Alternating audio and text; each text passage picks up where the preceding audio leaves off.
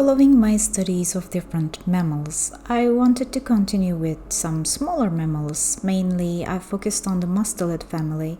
Drawing small mammals present a unique set of challenges compared to larger subjects.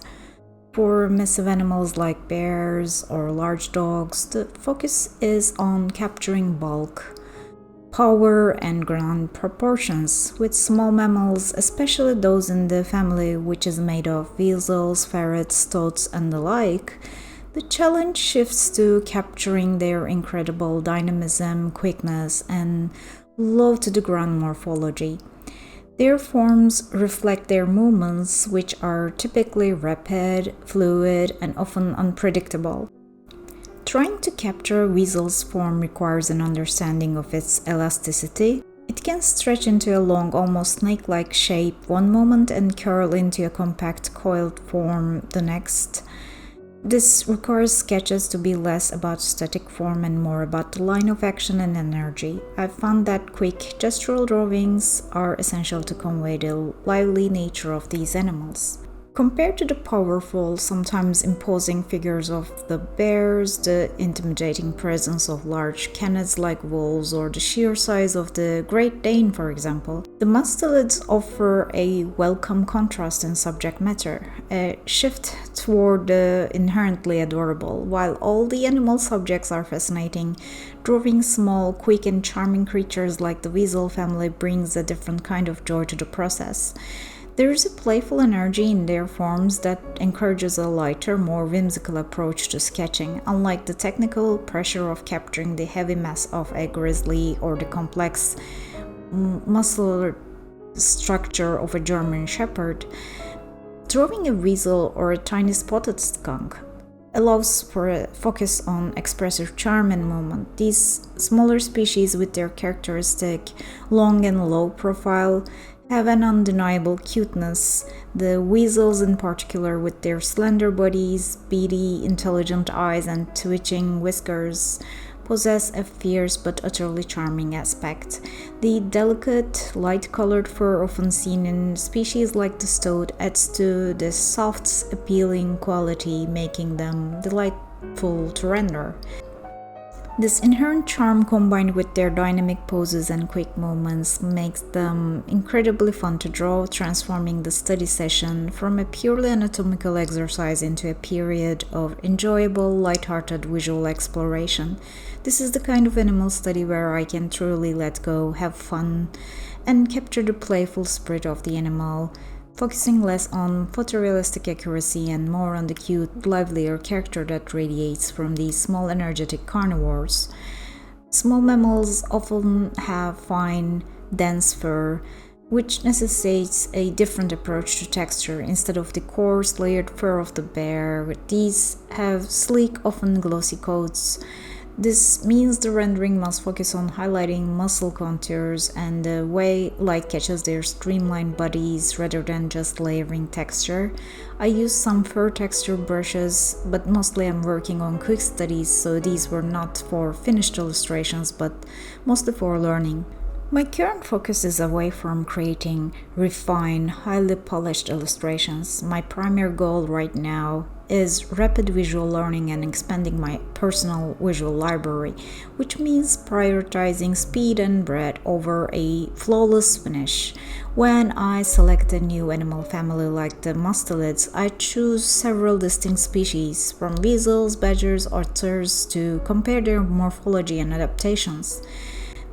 The aim is not to produce a masterpiece of each, but to quickly capture the core essence of their form and color in a limited time. This approach involves fast, focused sketching to grasp the anatomy and line of action, followed by quickly adding color and texture to understanding the differences in their coats and markings. Although these are quick studies, I'm not leaving them as completely loose, unreadable sketches. I push them just enough toward realism so that the information is correctly absorbed and the finished page is a functional, informative study for me. This ensures the effort is concentrated on capturing accurate structure and unique traits under the pressure of speed, while I'm consciously leaving these pieces in a state that could be considered unfinished. I view them as valuable data points in my ongoing research. The hope is that once I have completed enough of these species study pages and built a strong foundational understanding of various animal families, I may return to specific studies that I found particularly inspiring, using the initial sketch as a base for a more fully rendered illustration. For now, the focus is remaining as completing these expensive study pages, one quick informative sketch at a time.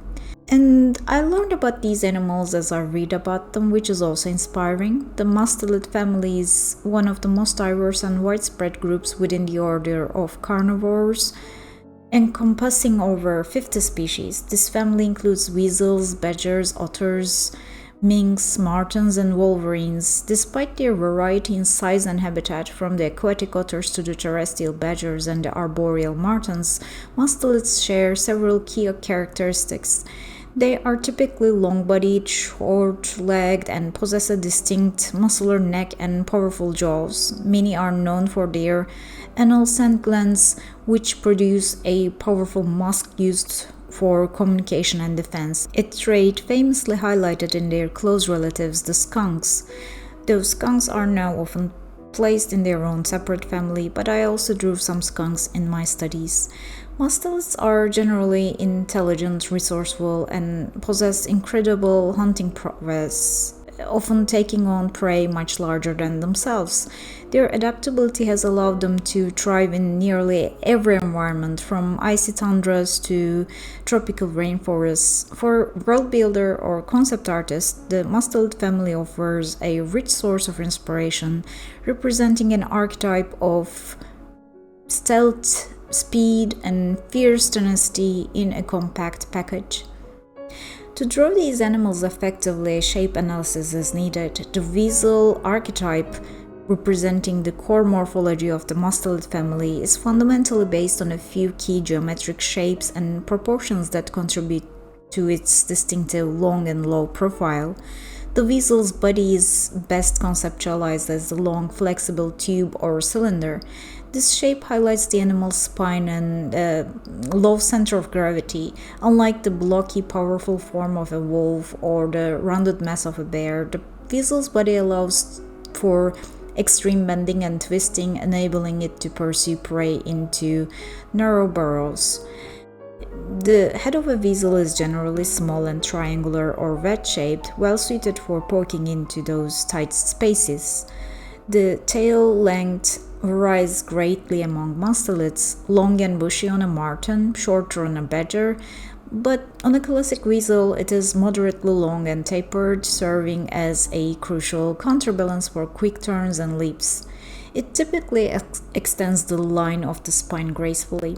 I also made some skunk studies. They belong to a different family, but they're closely related to mustelids. The skunk is a fascinating small mammal known for its distinct black and white coloration and notorious defense mechanism, the ability to spray a powerful, foul-smelling musk. This distinction highlights the unique evolutionary path skunks took, particularly in developing their specialized scent glands and warning coloration. I chose to illustrate 3 different skunk species, including the striped skunk, which is the most recognizable in North America, and also a spotted skunk. The striped skunk is easily identified by the 2 white stripes running down its back, while the spotted skunk is known for its more complex, fragmented white markings, which often make it appear spotted. I drew the American hognose skunk also. Although they are not true mustelids, they share the low slung, sturdy build characteristic of the many smaller carnivores, but their behavior tends to be less frantic than of a weasel. Skunks are nocturnal, omnivorous foragers, playing an important role in controlling insect and rodent populations. Drawing them allowed me to focus on the smooth, thick texture of their fur and the stark contrast of their warning colors. Studying these animals has been a rewarding exercise in understanding how a single-body plan can be adapted across diverse environments, from the aquatic sleekness of the otter to the burrowing power of the badger and the lightning-fast agility of the weasel. The mustelids provide a masterclass in functional anatomy.